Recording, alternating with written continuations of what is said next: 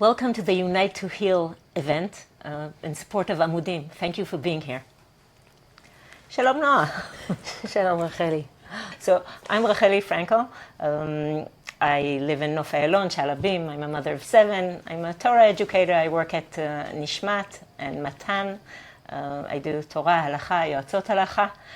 And this is my very good friend Noah. Noah, you want to say something about yourself? Shalom, Shalom Racheli. Be'ezrat Hashem na'aseh v'natzliach. My name is Noah. I'm originally from Yerushalayim, live in Efrat, married to Eli, with 8 children. I have a non-profit organization called Echad.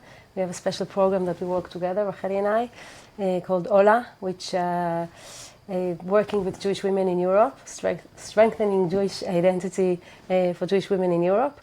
And yeah, I'm always happy to be with you, Racheli. Say a word about the army. Okay. Also, I'm serving in the IDF, working in Chevra base. I'm also leading the teams of the female Chevra Kadisha of the IDF. So actually, just before we started, you came from the base and you didn't want to take this video in your uniform. So you ran to change. Yeah. Where did we meet first? Where did we meet? Okay, so for me, you were the famous Racheli Frankel. I have a son, and my son studies in Yeshivat Makor Chaim. My son Itai was in Makor Chaim, and he was close to your son Naftali, Hashem Yikom Damo. And I remember when your son was one of the 3 boys that were kidnapped 11 years ago. So we were all devastated, like all Am Yisrael. And obviously, when we were so close to the yeshiva, and my son was very close to your son, so we were really literally in the story. And I was watching you and following you and thought, what an amazing woman you are. And then a few years later, I started to open a program for Jewish women, the Ola program. And I really wanted women to inspire and to connect. So I thought, okay, I'm going to call Racheli Frankel, famous Racheli Frankel. So I get this phone call from this lady that says... and you said yes. You don't know me, but... Yeah. And the but was, I have this tremendous dream of working with women all over Europe, no matter the denomination, no matter, just women that want to connect to their Jewishness. And just bring women together and learn Torah together. And I was trying to understand at which point, where does it stand? You want something for tomorrow, for next week? And she said, no, it's a dream at the moment. I said, great, when this dream comes true, call me. And actually a year and a half later it did. And we've been having these seminars in different countries in Europe. Yeah. So that was part 1 for me. And then on Motzei Simchat Torah and the days that came after it, we were all looking for what can we do? And what can we do? We found ourselves in different roles of what can we do. I found myself somewhat having contact with hostage families, and then with Jewish communities from all around the world, because people were just pouring in goodwill, trying to, and they kept on asking, what can we do? What can we do? And one of the things that was very meaningful for me is, from my own personal experience, to let people know that when they reach out, when they, first of all in prayer, but beyond prayer, with help, with packages, it's not just something they're doing to calm their conscience because they're far away. It really makes, for me, the support that we got from Jews all over, it kept our sanity. It was a very, very real thing. And I found myself speaking to communities saying, keep it personal, keep it going. It's not a show, it's a real thing, it's very significant. And another place I found myself in a tiny way was, I know that on Simchat Torah, not only you were drafted as the head of the Chevra Kadisha. At the time you were a member, you weren't the head yet, and but you functioned that as a head because your commander was away, and and then I think 4 of your sons were drafted and your husband was drafted. And I remember hearing about this scene where you walk out of the house in the middle of Chag, you need to go to the base, and oops, you don't have a car. Because actually your husband was drafted to the northern border and he took it with him. And then there were a few times during that time where I found myself doing this tiny thing of picking you up from the base, trying to get you home for a few hours, going back. And it took time to understand what you're really doing there and what you people are really physically dealing with, and everything that was coming to Shura, everybody that was coming to Shura. I'll tell you one thing I remember from then. It was you saying, I feel I'm doing Hashavat Aveda. I'm in this chaos. I'm taking a piece and returning it to its orderly place. I'm helping HaKadosh Baruch Hu, put a tiny piece in place. And so we had some quality time there. Did I ever say thank you? I think you probably said 1,000,000 times. Yeah, I don't know if I told you. I really remember one of the, like sometimes it was 2 a.m. in the morning, and you like, it's like you're in a different place, you're in a different world. You're seeing the horrific sights and all the victims that came, the civilians, the soldiers, everything that was going on there, and trying to identify. That was the first few days. And then I wanted to go home for a few hours to be with my family, and and the first time I think I was just hitchhiking in the street, and I was like, people were like smelling me in the car. But I remember like when I told you and you came to pick me up, that I was so happy, because you need someone to speak on the way, you need someone to talk, you need someone to understand you. But I was also, I don't know if I ever told you, like always,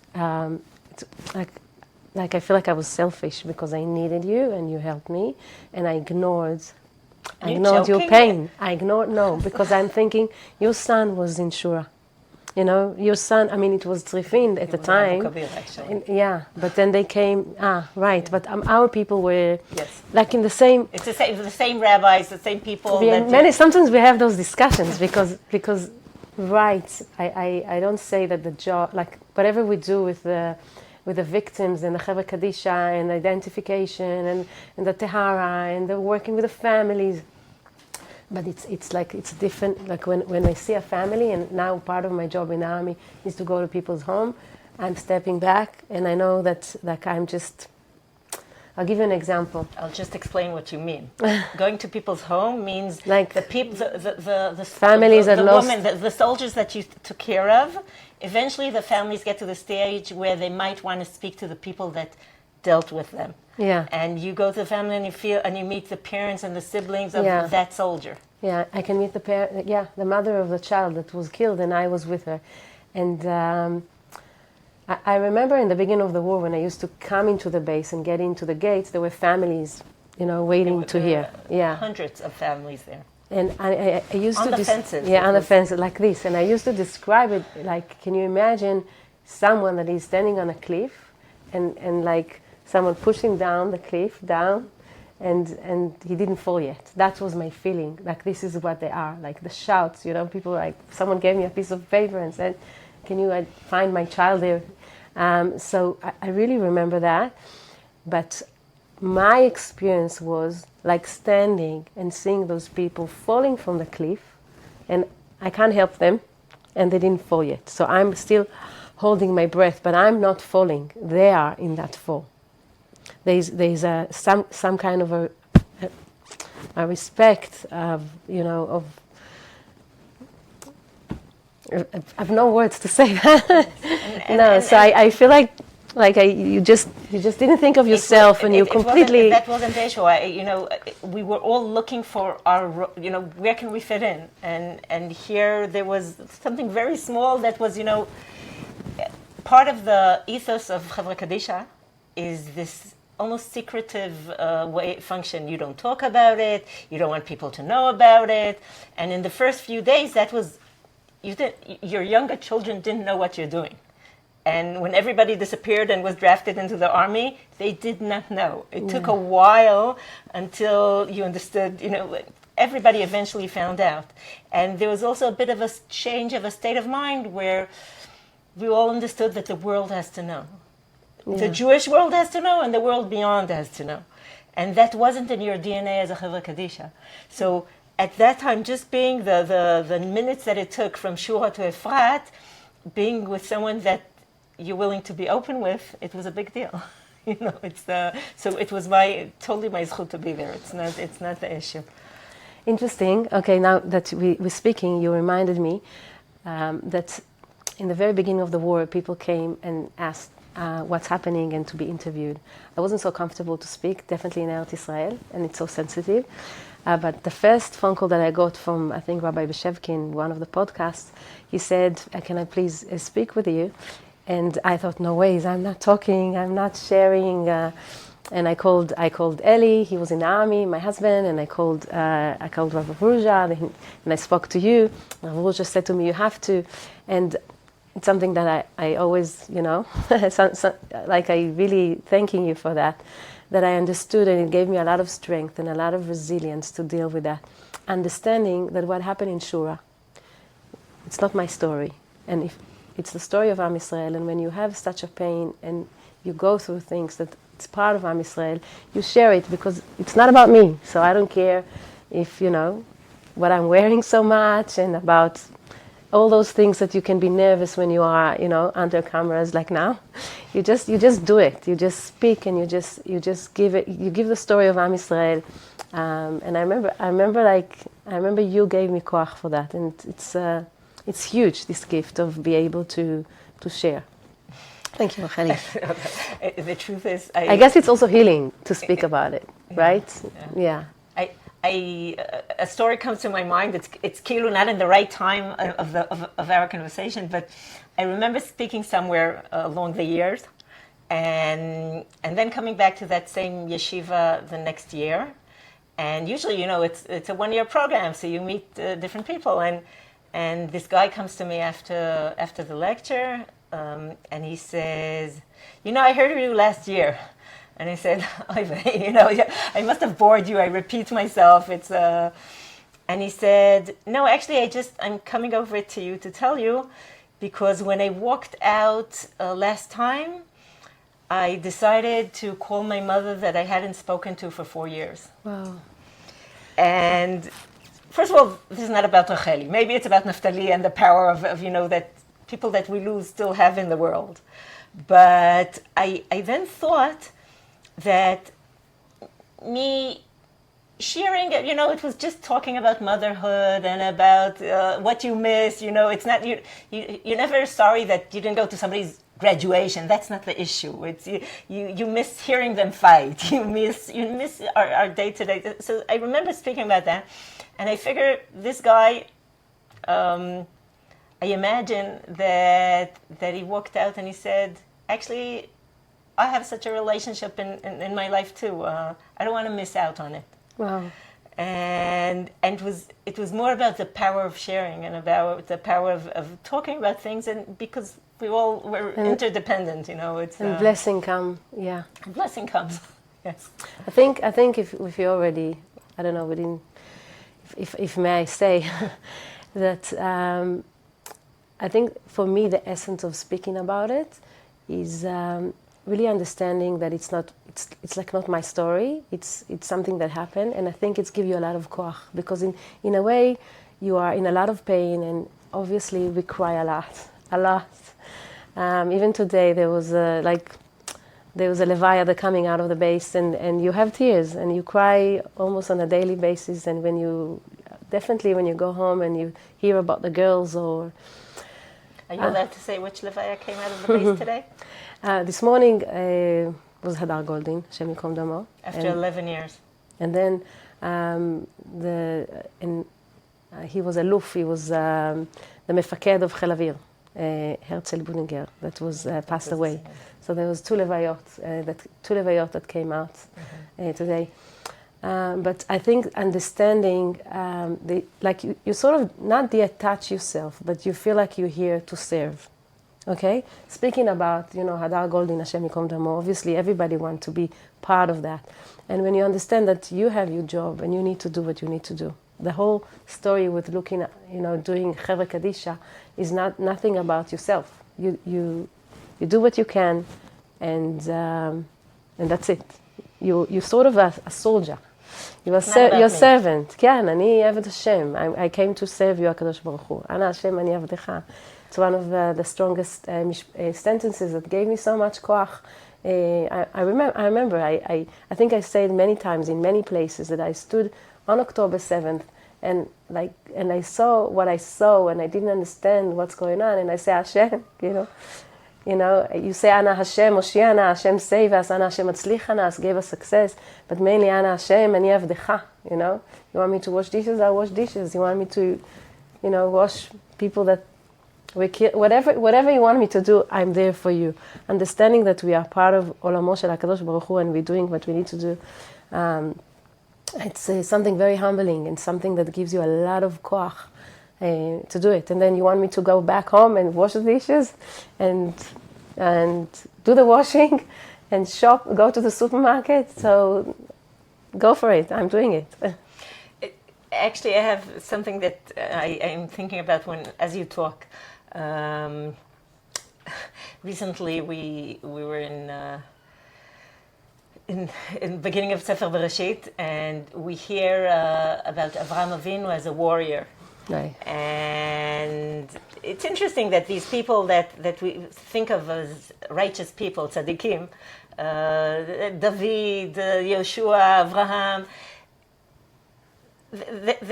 they didn't only sit at home being righteous, okay? When they had to fight a war, they fought a war. And it also connects to our DNA now because the war started because his nephew was taken hostage. Right. And the DNA of taking care of doing everything for the hostage, even if it means, you'd rather not get involved in war, but you are. And then, after the war, HaKadosh Baruch Hu speaks to Avraham and tells him, don't fear, okay? Al tira. Al tira. I'm with you, don't be afraid. Now, usually, actually, each of our avot at some point is told by HaKadosh Baruch Hu, don't fear, al tira. But usually, it's about what's ahead, okay? It's don't fear this because you're going to go down to Mitzrayim and it's going to be okay. And don't fear this war, I'll give you power to go into the war. Moshe Rabbeinu is told, you're going to fight Og Melech HaBashan, don't fear, okay? Here, it's a post-war, anxiety. It's like HaKadosh Baruch Hu trying to quiet down a post-war anxiety. And I think in a way that's something we're dealing with now. Because as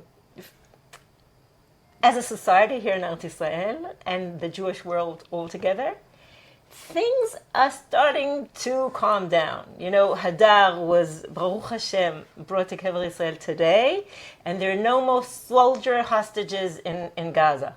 There are still 4 we're waiting to come home, but we're done with soldiers. And all the lives won, we get to the point in the war, and things are happening, okay? Yet, there's so much we have to deal with now. In a sense, davka, as we say in Hebrew, because we're post-war.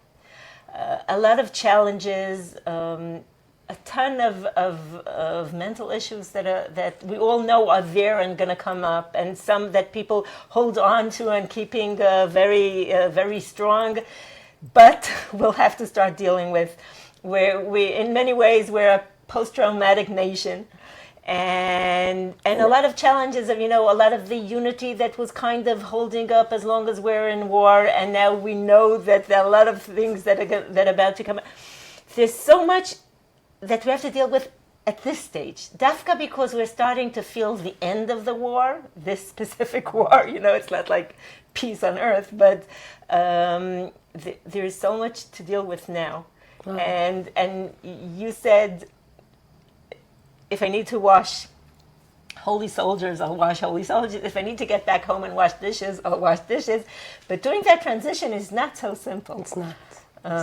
In a way, there was one of the songs in the beginning of the war was Giborei Al, superheroes, and it tells the story how your the teacher, the teacher, and the clerk from the bank, and the thing. They all have day jobs, but then when there's the call, they take out their cloak and they put it on their shoulders, and they all become superheroes, and they go out to, and then they come home and they are right. And then there's something very, I'll say, not simple, in folding away the cloak.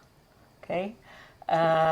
This stage has its own challenges and its own difficulties, and first,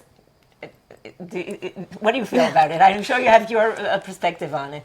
What do I feel about it? First of all, I experience it a lot with my own soldiers, that they find it sometimes hard. Baruch Hashem, we don't want work there, but doing something so much meaningful, and then coming back and putting a business together, starting to do the regular tasks in the house together.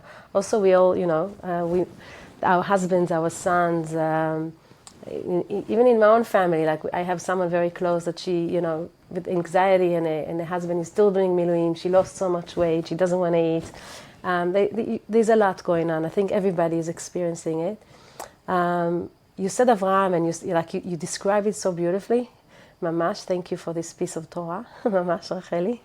But he said, but the Kadosh Baruch Hu says al tira, and when you said al tira just now, it gave me comfort, because I feel like, especially as a woman and a mother and a wife, and Baruch Hashem, we have a shul, so some people like to call me Rebbetzin, and the community we have in Europe. So you spread yourself in so many places, and everywhere you go, there's anxiety, there's a war, there's death, there's loss, there's injuries, there's anti-Semitism, there's people missing like meaning in life, people feeling like they were not doing enough for Am Yisrael. Sometimes people see me and they're thinking, oh my gosh, what you have done, and I'm like, I didn't do Chevra Kadisha, and I'm trying to tell them, listen, what you do, everybody do where Hashem puts him to do what they do. But there's so much going on, and I feel like sometimes I'm, it's like a lunatic. Like just everywhere you go, there's so much happening with pain and post-trauma and tears. But again, HaKadosh Baruch Hu said to Avraham, al tira. I close my eyes when I really feel like lost a little bit, and I go back even to Shura. I always, I sometimes, see myself with HaKadosh Baruch Hu like a little girl. I'm a little girl, and I'm holding my father's hand, and we going for a walk, and we're crossing the road, and it's a very scary road, and it started to rain, and there's cars and trucks, and then it's snowing, I don't know, and there's pits, and we have to go, and it's hard, and then you think like you finish the journey, and then you go for another piece, like this is now, but I'm holding Abba's hand. HaKadosh Baruch Hu is with me. So, and not only that, that I want to say the post-trauma that Am Yisrael is dealing now, and we all have to deal with that. And Baruch Hashem for Amudim and for other organizations like that really support and help. Mamash. Toda rabba lekulam. I even feel like Hashem, it's Hashem's plans. He has a journey that He's walking us through. And I say to Hashem, you know what? If you want us now, Am Yisrael, to walk through post-trauma, I'm with you. Like, what do you want? Like, we'll do whatever we can. We'll support each other. You want us not to, like the help in the war was one way, and now the help is with mental health a lot. So, Toda Hashem. I feel that the fact that Avraham, Yitzchak, Yaakov, Moshe, all our significant figures are told al tira, okay, don't be afraid, HaKadosh Baruch Hu is with you, I'm with you, I won't leave you. It says something very basic, but very profound about the human reality, okay? The human journey in the world, in a very basic sense, is prone to be fearful, okay? There are challenges that leave us, right. And the relationship between our God and ourselves has a lot to do with you saying, don't be afraid, you're not alone in the world, I'm with you. And, we're talking about the war and post-war Israel, but everything we're saying is relevant to other people with other challenges. And part of my challenges started 11 years ago and dealing with loss. And Which, by the way, we volunteer together in an amazing organization called Menucha V'Yeshua, Mendy, and he makes big Shabbatonim in hotels with families that lost their children or widows, and I come there to help with different things, and you come to give from your experience to the mothers that are thinking, how can I live again? How can I get out of my house? How can I smile? And here they see Racheli that went through such a loss, and many. Then I'm just one of the people. Yeah. So no, but it's like the fact that we're sharing, that you come with your experience and you give it to. It's incredible. There's a lot of nechama, comfort, and a lot of resilience and strengthening each other when we really share everything, all our resources with so much love together. So. If I have to, what I'm experiencing myself and with my friends and what you're saying, part of what we were saying was the drop in both tension and energy and in meaningful activity. You were all tense and you were all for it and you were doing the most important thing in the world, and there's something about this lowering that allows for, even being in a safer space, allows for some of the problem voices to show up, because before we couldn't afford it. Okay, we couldn't allow ourselves to listen to some of those voices. So, it's stepping into a safer environment sometimes that lets a lot of things finally get exposed. Yeah. And even on a physical tension, our bodies speak. Everything we experience in a way is registered in our body.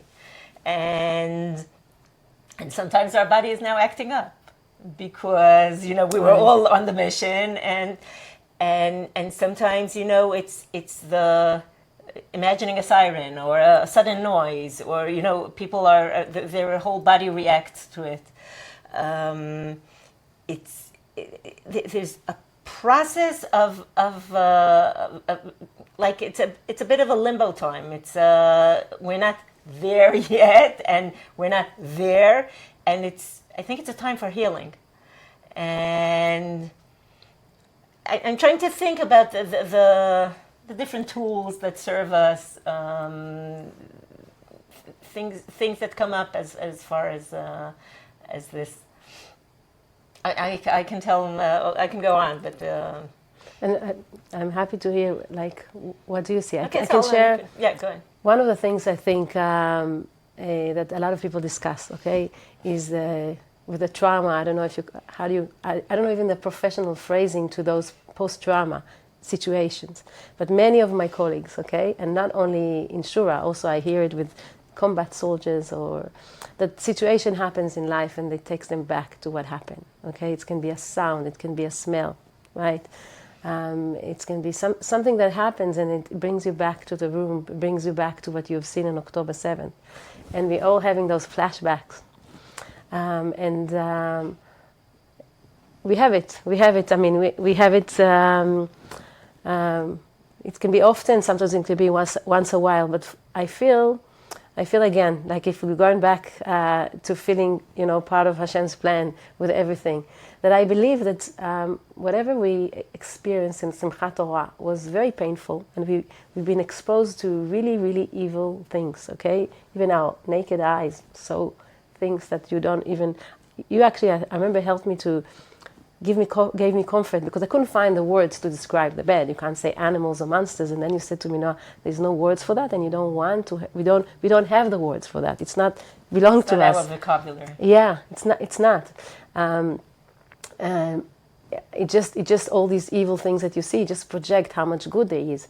And I believe in HaKadosh Baruch Hu, and I believe that there is a tikkun, there's a correction all the time in the Metziut, in whatever happens. So if I experience something really bad, and now here I am walking in the street and seeing something that happened to me again, this is Hashem's way to heal me, to show me the same essence and idea. Sometimes it can be just, the same sort of environment or something, like a smell or a look. And sometimes it could be more act that is happening that bringing you back. And it's a correction. Like a flashback. Yeah. For example, I give you an example. I remember when we were having the girls that came these girls came from the south and they had leaves in their hair. And I remember like taking the leaves off the hair and like my hand was like this and I'm putting it gently.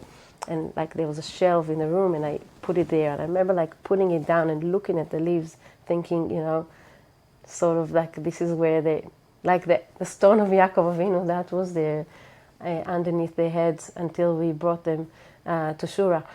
And then a few weeks later, less than, like, I don't know, maybe 10 days later, my son came back from the army. He's in the tank unit and he has those big dungarees things, you know, that they're wearing and schmutz and stinks and, you know, it didn't take it off for I don't know how long.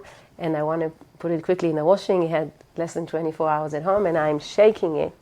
And those leaves coming down and in my laundry on the floor, I'm picking it up, looking at the leaves and here I am back in the room. Yeah, mamash. And I remember standing looking at it in my laundry with a smile from ear to ear and thinking, Hashem, toda rabba, that הבן שלי חי וקיים, ברוך השם, נלחם, fighting those terrorists, and you know, your name was disgraced in such a horrific way, and the blood that was poured with these girls, and now here we are, and the same leaf is with our victory. Like he's a chayal that came and he's, you know, fighting.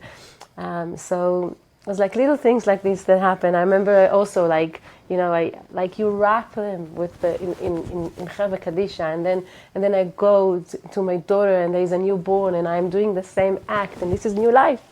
So it's so beautiful. It's chaim. It's life. I think the whole death experience is so painful, but it just projects for us what is life about. We become eager for life. It's interesting when you talk about flashbacks as an opportunity for tikkun. Okay, it's a gift. It's a gift. In a safe environment, reliving the moment, but somehow correcting the moment. And I think, you know, there are all kinds of trouble in the life, but the one that we're talking about and other people experienced is a meeting with evil that affects our life. And part of the fear, and I spoke to many people that, you know, in different stages of the work that you do, the people that find, that collect, that part of their fear and the fear of us waiting for them at home is that some of that evil will rub down on us, you know, that it will stick to us in some way. I was exposed to cruelty and somehow the cruelty is going to stick to me. And what was very powerful for me is there's this, when Rav Kook describes, we mentioned the patriarchs as also warriors, he says, when they read the pasuk, Gam ki elech begei tzal mavet lo ira ra, ki ata imadi, even when I walk in the valley of death, I fear not evil because you're with me. He reads into it, I fear not becoming evil. Wow. I fear not, lo ira milahafoch lera, okay, ki ata imadi, okay, because I'm doing this for, I didn't choose this exposure, I'm here to do the right thing. People from different situations that were exposed to cruelty, they were doing their best, it's not on them.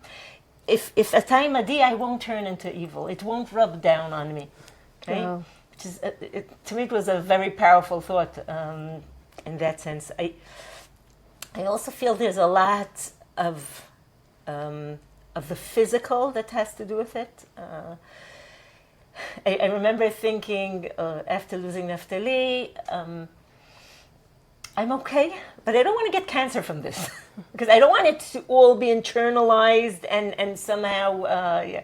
So there was a lot of meaning to. I don't know, to dance, to run, to walk, to listen to my body, to let myself sleep. When, you know, I know from time to time we encourage each other to give respect to our physical being. You know, it's not like we can do without it. And there's really this divine wisdom in this body, not only in this soul.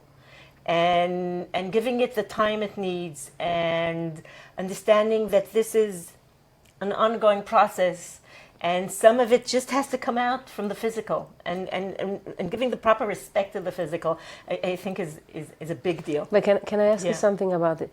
Like, I never asked you, I hope it's okay. What's good with Racheli, you can always ask her whatever you want. Like, I'm thinking of the evil people that did what they did to your son. Like, what? Ma? Like, do they come back to you sometimes? Do you have... you don't have to answer. Sorry. My encounter with him was indirect. You know, I didn't have the face-to-face encounter like many people in this world have. But I'm talking more on the...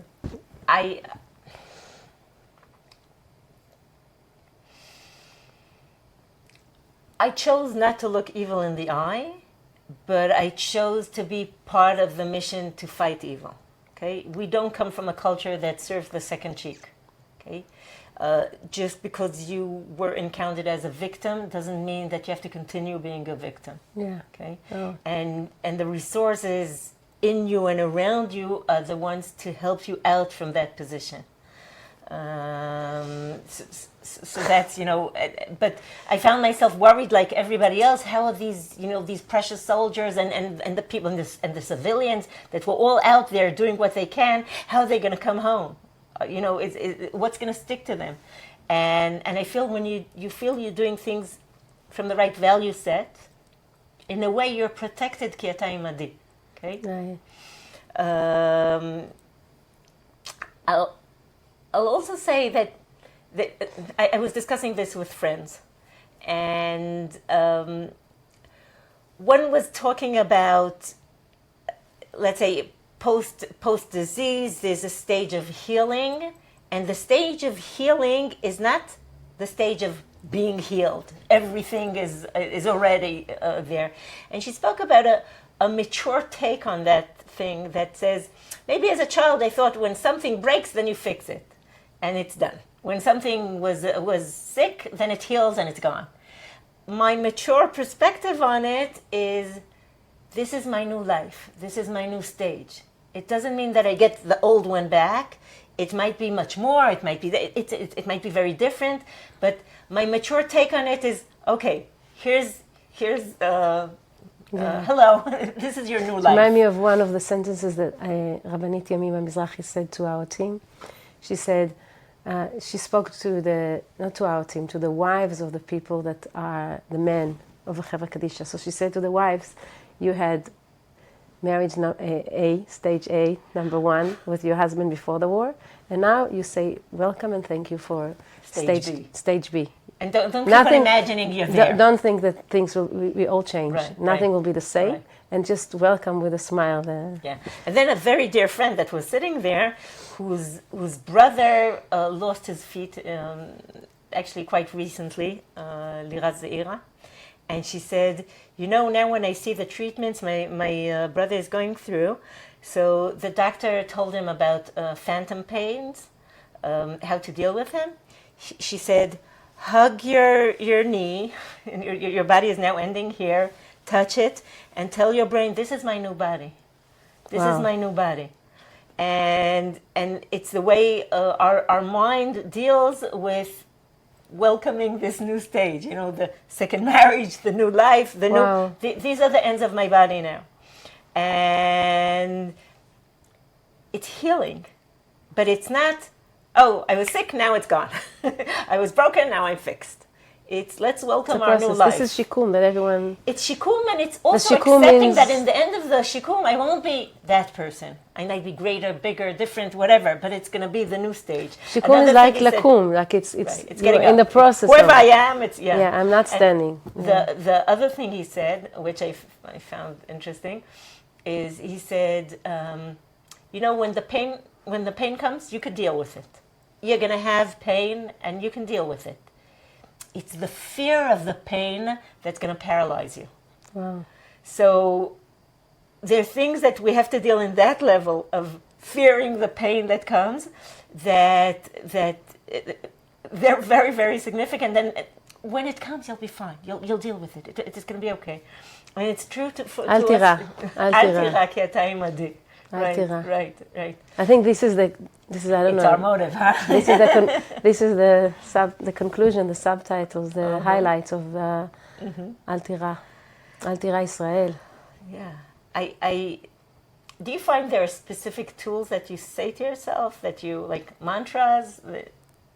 I'm asking because I have my own. I have a new one. I might ask you, yeah. I have a new one, Al Tira. Okay. Sometimes you have sentences that walks with you, or you go to bed, or you wake up in the morning, or it keeps coming to you.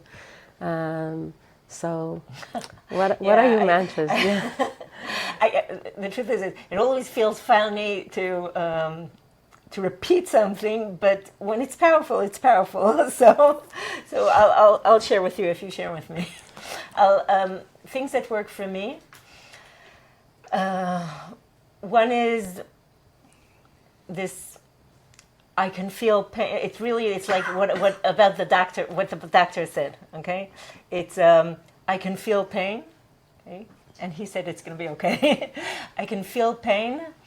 I don't have to become my pain. Oh. I can feel sadness. I don't have to become my sadness. It works for feeling tense, feeling anxious, feeling pressure. There are many things that. This is something I'm experiencing. It doesn't define who I am. It even in a way, I don't know. In the circles we walk in Israel, one would, I don't know, bring a quote from you, and then they might say, "Oh, Racheli Am Shakula, okay, a bereaved mother." Hey, yes, this is part of the package of my life. It could be somebody else saying something. Oh, he's a mental patient. Great. This is a thing he's working with, he's dealing with. It's not what defines him. It's one of the many things. In my inner landscape, there are so many colors and shades and successes and failures and hopes and disappointments. What is you? You know what? And mostly there's great blessing. And to me, the core of whatever my experience is feeling blessed. One could, when they go through difficult things, they can pick up this bucket of paint and black paint, whatever, spill it all over their being. It's a choice, okay? And I know not everybody at every point has choices. I realize that. But there are enough points in time where we can choose what shade am I going to, and who said any one specific shade has to define us? In the end, it's the whole spectrum. So that's a big deal for me. Wow, thank you. I think sometimes I used to start in the morning with the blessing of the morning, Birkot HaShachar, Anoten Ya'ef Koach. How do you translate that to English? Give the Ya'ef is the tired, but like strength, that I don't possess anything. I don't possess the Koach. People say to me, you're resilient, you're so strong. I don't know. We wake up in the morning and you ask Hashem for Koach every day. You don't feel like you possess anything. I think maybe I spoke about it before, but Ana Hashem ani avdecha, like understanding that I'm גם אני הבת שלך, like just being with like Hashem is everywhere, אין עוד מלבדו. Those kinds of things that He's just everywhere all the time with us. This is everything. Yeah. You know what? One of the things that I'm going back for the first year and thinking of one of the hardest time. Someone asked me today what was to tell a story of one of the hardest time that I had. So it was actually not in Shura base. They took us all the group of the women, the Chevra Kadisha women, and we went to like a retreat. It wasn't really a retreat. It was an army retreat. We have to grab our coffee somewhere outside this building. But it took us for 2.5 days of resilience. And we were sitting in a room. And one of my chayalot, when they opened and spoke about things, so she said she wanna tell me something.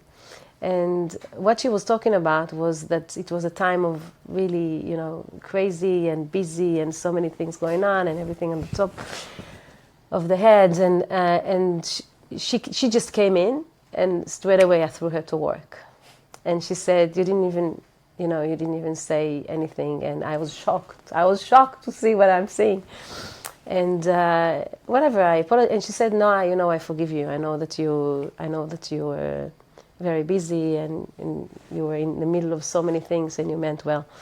And I remember after everything finished and everyone went home and I sat outside and then I got into the car and then I was thinking about it and my tears came down, and that was very, very painful for me. I said, Ribono shel Olam, Kadosh Baruch Hu, like I was so careful. We are so careful with the bodies, with the niftarim, kvod hamet, dignity, kavod for the people that were killed, in the kedushim. I can't even, like, it's just unbelievable, the kedusha, and the way that we do our best with them. And what about the chaim, the living people? Many times people say to me, wow, about my work, and I say, I know there's people that washing, showering, working in an old age home, old people every night, and they're alive. So it's a phrase that we speak a lot about it in Shura, and it's called kvod hamet. Okay, it's halacha, kvod hamet. You have to give respect, dignity to the person that passed away. But we say in Shura, kvod hamet to kvod chai. It's the dignity of the living people. So when I'm working in Shura, and we have, like, even last week we had a soldier that had been killed in a car accident, and I built up a team that was someone new, and so I have to make sure that everyone respect each other, that everyone feeling okay, that if there's a woman that it's too much for her, that I'm noticing it. I remember in October 7th, the army had to really bring a lot of people to help with the trucks and with all what was going on, and they brought young men that were mashgichei kashrut, and you could see the fear and the shock on their faces, and we had to change the rules. Like sometimes you don't speak, and now yes, we talk to them, we have conversation, sort of mundane conversation to keep them normal. It's very interesting. We look back now a lot about what happened. We opened a new unit during the war for identification of civilians. If God forbid there is an occasion of many, many victims. We were expecting it on attack from Iran. Baruch Hashem, thank God. Baruch Hashem for the miracles that we didn't have it. One of the things that we learned is that the people manage mentally after the war, when during the chaos, during the work, during the disaster, they, like, sort of when they have the breaks, they have some normality, sort of pockets of life, or islands, I call it. Someone is talking to them, someone is asking them if they want to drink something, they're talking to their families, they're going home. People sometimes said, okay, I'm going to sleep in the car. I had a chayed, she only wanted to sleep in the car. She didn't want to go back home. And like, you try to push, like, just go home, cuddle your child, I don't know, go see your parents, do something. Just keep your connection with your family, and then go back. For long distance, they say, we're here for the long run. Yeah. It also keeps you, like, like we spoke before, our trips together. I used to come home. My husband wasn't home. I was worried about my boys, but I, first of all, sat on the couch, cuddled my boys. The younger ones that were home. Yeah. And I don't know, just chatted with them, just had coffee, something, but just being with them. There's still normalcy in the world somewhere. Yeah, because people tend sometimes, when you really need to do something and it's so important and holy and whatever, or fighting, to just give yourself, Ana Hashem ani avdecha, oof, you jump and you're like, Ana Hashem ani avdecha is also keeping myself normal, keeping my family. You are like sort of working and like with open heart on your team, on your commanders, on like everybody, to see that, like, you see if someone is wrong, if someone is not okay. When we, God forbid, do something wrong after we treat and finish Chevra Kadisha, we always say mechila. We ask forgiveness from the niftar to say like whatever we did.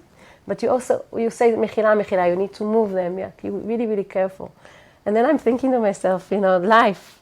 Am I like this with the people that they're pushing me in the train or in the supermarket on the line or in the car, there's always traffic coming back home. Am I saying, slicha, come, of course.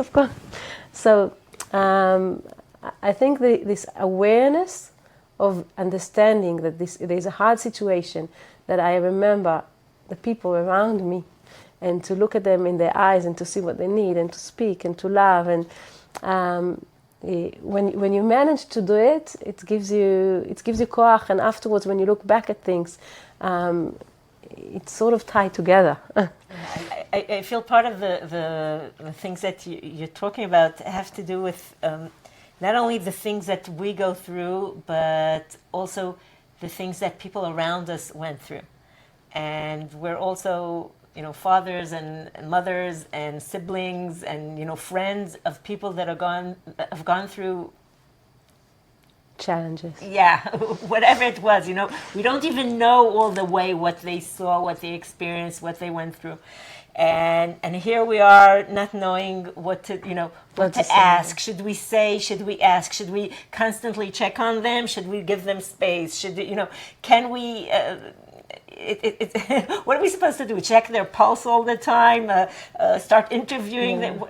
And also each of them is different. Each child and the needs are different, and the stages are different, and who knows what, and it's part of what we, it's in the background of everything we're saying, is the need for compassion towards them, but towards ourselves and towards this stage of what we named as healing.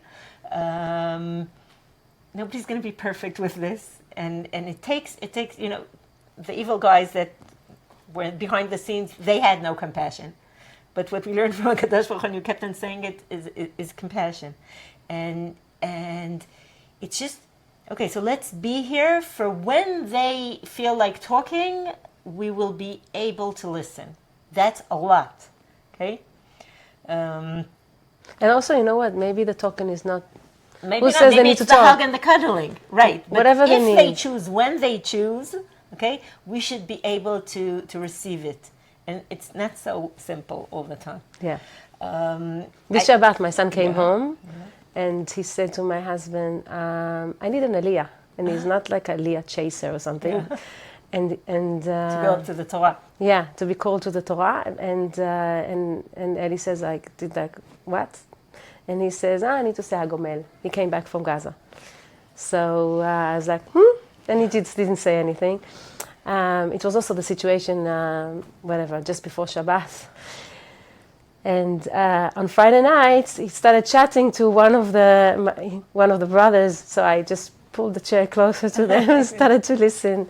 So they had, Trump said there's no war in Gaza, right? But She said. Yeah, he's in a tank, and there was a Nuntet, and Baruch Hashem.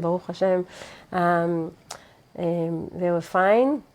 On that occasion, one of those that he was, 2 soldiers been killed, and you like, it happened to me that I was listening, but you go through so much with them that you just want them to know that I'm there for them and I love them, and no ego. As a mother, I need to know, I need to share. Like if my kids tell me, it's me that I'm just really, it's really. It's not about me. Yeah. Life is not about us. That's the story. Thank God. It's not easy sometimes because as a mother, you want to, like this. Yeah. Sorry. One thing that comes to my mind really has to do with motherhood. When Naftali was born, he's my second child, and I was all in with the experience of, you totally fall in love with your first child. And I was wondering, how can you even love another kid? You're so totally, your heart is filled up.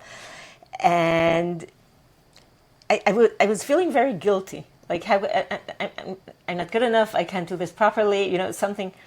And it only clicked by me when I realized that I might have 2 boys, but he has only one mother. And there's something almost liberating about that, because it's not only that whatever you are is good enough. Whatever you are is at this moment the totality of reality. And it's not about chasing, all kinds of coulda, shoulda, woulda situation. It's you. It's you as you are. Just be here. and letting someone else know that you're here. So for me that was like a major change. It's you.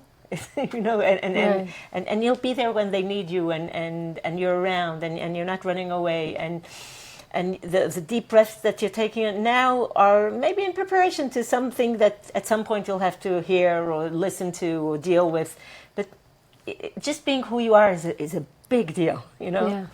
Just find that sometimes because there was so much going on, so big things take the focus, and then you are a mother, but you're a mother for this child and for this child, and you are a wife, and you are Rebbetzin, and like there's so many things that you want to be your 100% to them as you are. Yeah, I felt like we need to daven for, like I can't just say Hashem שיהיה טוב, and I have to just more connect to each angle, each request that comes in life. So in a way, when we daven Amidah, so we have these little drawers, the Parnasah category and the wisdom category, and all these little drawers in Amidah. And I found myself saying that also when we say Modim, when we thank, I can be specific.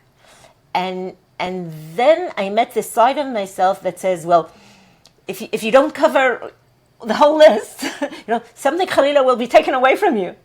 And I found myself answering, saying, it's not about that. It's about, every time you daven, choose one thing. Just be in this state of mind of recognizing your gifts and being grateful. It's not this OCD of I really have to cover it all, otherwise it won't. Yeah. And another thing that you were talking and but I disagree with you, Racheli. Oh, please do. So then you stand longer for Amidah, and it's not like an OCD. It's a checklist that I want to daven for each thing. I want to daven for it. I don't want to say, okay, I'm focusing now. Like sometimes really you don't have time, or you just sometimes you tell inside Hashem, hear my voice. Yeah, but like really, if you want to להתחבר בתפילה, so you have to go through things, and it takes time. Okay, that's why we women, we don't need to rush in tefillah like that. Yeah, the other side of it is that if you want it to be perfect, you never do it at all. It's not because of I don't care if it's perfect or not, but it's like you really want to pay attention for so many. That's what I'm trying to say. That it's like there's so many areas of things that being needed. Like we always said, we were busy, and then COVID came, and then we became more busy with COVID, and like the war makes you like, oh my gosh, you have list of people like in WhatsApp that you even didn't open the message, like. When I'm Racheli, I'm one of the blacklist. Guilty. You should apologize in front of the cameras, please. So I, you know what I mean? I know what you mean, and yet I have to say the last word, so you can say it. Yeah. Oh, I still have many words. It's about sometimes doing what's good enough. Maybe you need to perfect it sometimes, at least you wish to perfect it. I think the ability to live with something imperfect keeps us praying, because otherwise we would if in our mind it's always going to be 45 minutes, it's never going to happen. So that's the thing. But besides, just because we're here, in a way also enjoying a lot of everything sent towards us, all the energies, all the prayers, all the like we each try our own thing, but really we're leaning very heavily on everybody that's giving us this hug. I feel like telling my Florida story. It's a few years after the kidnapping. Right. I was sent by my job to do something in Miami, and then we had a break for lunch. And we went out, maybe 4 or 5 of us, to eat. And when we got up to pick up the check, it turned out that somebody had paid for us. And it was very obvious what happened. Even though a few years went by, somebody with a great Jewish heart, recognized me from the news, wanted to do something good, and they picked up the check. And I was standing there, and I wanted to bury myself. I felt horrible. You know what? Can't I pick up? I can't pay for my own food. Well, what's going on here? And this Harriet, this very wise lady I work with, turned to me and said, Racheli, never feel bad when you're the instrument for somebody else to bring out the best in them. Right? Never feel bad when you're the instrument for somebody else to bring out the best in them. And for me, it was such a Torah, here we are reaching out to each other, united to heal and depending on each other. And we always, we tell ourselves, you should merit to be on the giving side. It doesn't work like that. And we have this song that we're one human tissue. We breathe together. And often the greatest gift you can give someone is being willing to receive from them.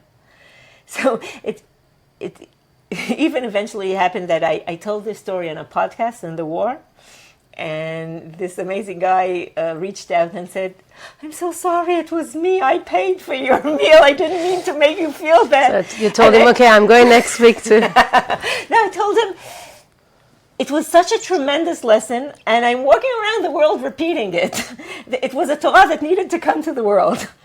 And seriously, it's often we grow through us, somebody else grows through us. It's this relationship, and it's a human relationship, but Am Yisrael is like extra special about making it happen. Can I ask you something? Yeah. Just, I'm going back to Amudim and what they do. It's just a question that came up in my mind, and I want to hear what you say. Because I'm, not struggling so much with that, but I want to know, want to get tips. So now with the situation that we said, and especially after Chagim, I felt like there's mental health everywhere with children, with wives, with husbands. I see people in my battalion or my unit in the army that are struggling to find a job or to go back, and they... So you have all those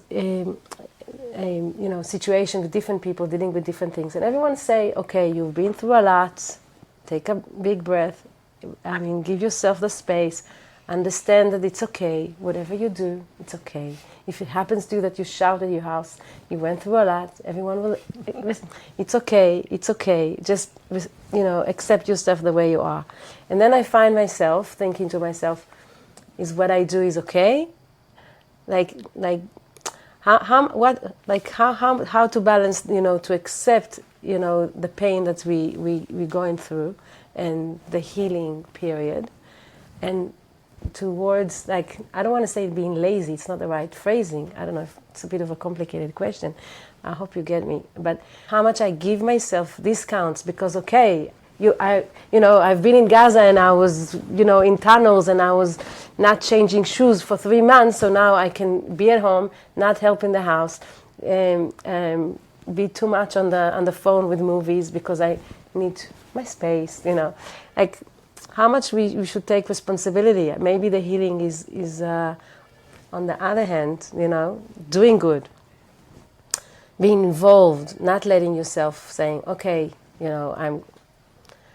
poor me, I'm allowed, to take a break of doing good things or being nice. I'm not sure there's a simple answer to that. As we are compassionate and understanding and giving ourselves space and taking good care of our bodies and our souls and everything that comes with it, often the greatest healing tools for us is reaching out to somebody else, seeing that the world doesn't revolve around me and what I'm experiencing, hoping that you're, in a way, a tool or a pipe in some other things going on in the world. And often, so people say that, cutting down the movie space in 5 minutes, is my step for today for healing because I want to feel I'm advancing somewhere. Okay, so it's about the tool set that you're using, and small steps could be huge tools. So we weren't perfect before, we're not going to be perfect tomorrow, but turning to a person that is in a very hard spot and has very, very low energies, and they can hardly handle what's going on in their internal space, and you're telling them, look at this guy and that guy and that. Sometimes it works, and sometimes you tell them, try doing the tiniest thing for that guy and it will make you feel better, and you'll have more energy to pick yourself up, to function in the world. And it's fine to tell a person. There's a lot of even satisfaction that comes from understanding it's not all about you. There's something I feel is a tremendous treasure in my life, and I wish it on men too. I think women have it more than men, and that is the friends you can really talk to. For us, we have the sisterhood. I also have a group of friends that is willing to openly discuss things, and it's a priceless treasure. And I know, some of us are luckier than others but some of us have it in hand's reach. We just we don't reach out to get it. We let these gifts just, sometimes, especially if you're a man and you're not used to speaking to your friends. So I just want to give it kavod. This being a friend is bemet. It's such a gift, Well, I'm honored to. No, so for me, obviously, you're a gift, and especially in the war, and to speak about things. I have to say, that I'm always nervous, especially in those situations, because of the pain that you went through in life, and to be a very good friend and love you so much, and like sometimes when I start just to think about the pain you go through, like my tears come, and you always, you're smiling and you're positive and you give koach and life and chesed and all of that, but there's something there with the pain that I'm always that I'm in a pain. For just thinking of all the pain that you and your family went through. Look who's talking. No, okay. But I just want to say that in the army, okay, part of the things that they do with us is that it's very important for them that we'll go to psychologists or speak or do massages, etc. Okay, and the army also give us like different people to speak with us as a group or individually if you need.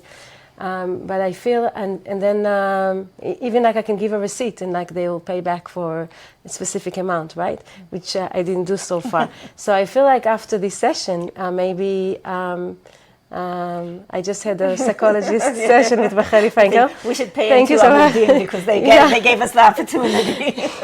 So actually, we can go on for hours. So thank you for the session. No, I just want to say thank you for that.